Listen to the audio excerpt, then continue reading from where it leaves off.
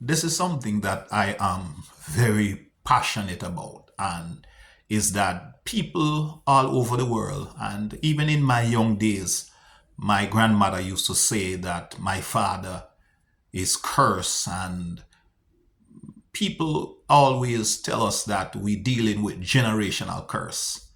But to be honest, there is no such thing as a generational curse. There are behaviors that stem from one generation to the next generation.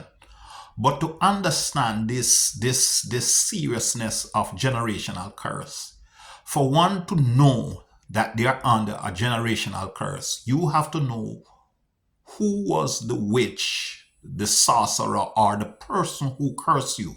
So you have to know the cursor. Number two, you have to know what was the pronunciation of the curse. And number three, you have to know the lifespan, how long the curse will last. Because to be honest, a curse is a pronunciation. It is not just something that just happened. Somebody have to be willing with power, not anybody, somebody in authority, a father, a mother, a pastor, a bishop, a prophet, a witch, a sorcerer, somebody who understands spiritual power. And there have to be a reason to curse you for the curse to stick. So if you don't know of any pronunciation, if you don't know of any specific curse, and a curse is not eternal. Cain in Genesis 4 was cursed by God.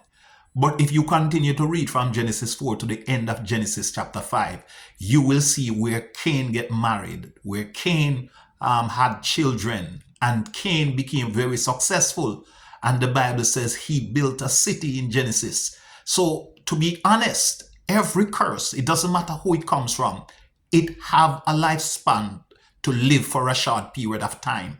But within the curse is not the finality of the success of your life. It will slow you down. It will hinder you. It will prevent you, but it cannot stop you from being successful. If Cain can make it, even though it was God who cursed him, much more you think about what God can do when he put a curse on you. When God cursed you, who can take it off you? Who can save you from God's curse? But yet still the man Cain fight through the curse of God and live 730 years. That is phenomenal.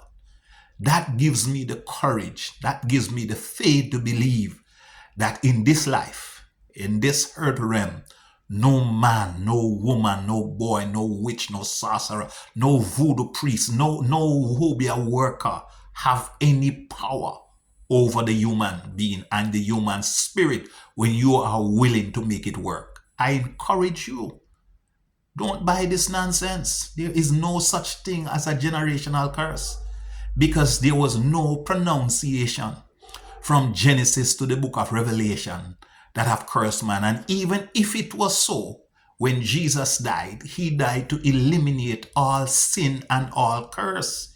You cannot be a part of a royal family. You cannot be a part of the family of God and still curse. And to prove it, Jesus taught his disciples how to pray. And he said, when you pray, say, Our Father. In other words, every morning when you get up and you said, Our Father, you are acknowledging that God is your Father. In other words, if God is your Father, you cannot be cursed. You cannot. It is impossible to be a child of God and somebody put a generational curse on you. Can you imagine? Affect you, it affect your children and your grandchildren. That is rubbish. That is nonsense. That makes no sense in the spiritual realm. Yes, there are habits and behavior. Yes, there are sickness that pass from one generation to the next generation, but it is not a generational curse. A generational curse would be something that affect every generation in our lifetime. So at my age, there is no generational curse since I know myself. I live into the richest country in the world, the most prosperous country in the world. America is so rich that if you understand the significance of American wealth, you would never struggle another day in your life. Just this week, just 3 weeks ago, the stock market with all the technology company, just a portion of the technology company, they have lost $2.7 trillion. and America don't even lose a night's sleep over it. This country is so rich. Apple, the company itself, worth over $3 trillion. Microsoft, over $3 trillion. Nvidia, over $3 trillion. Most country in the world can't even see that kind of wealth. And so if you live in America and you are struggling and you are finding yourself, your back against the wall, you need to check yourself and you need to change the way you think and the way you go about things.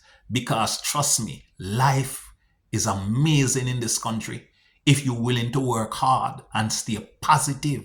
Change your thinking, change your own, get away from some of the people that are around you. Some of the people that are around you makes no sense. They don't help your progress. They don't help your future. Sometimes we make decisions and the people that are around us, they are more envious and jealous and covetous concerning our future and our destiny. You have to be careful who you let in your circle. Because when God chooses to bless you, there are people that will hinder you, that will make you stressed, depressed, and frustrated. You have to change that. You have to change the outcome of that. You have to let people know, I can't carry you. You're a load. You're a heavy weight. Because to be honest, there are some people Jesus is not going to help.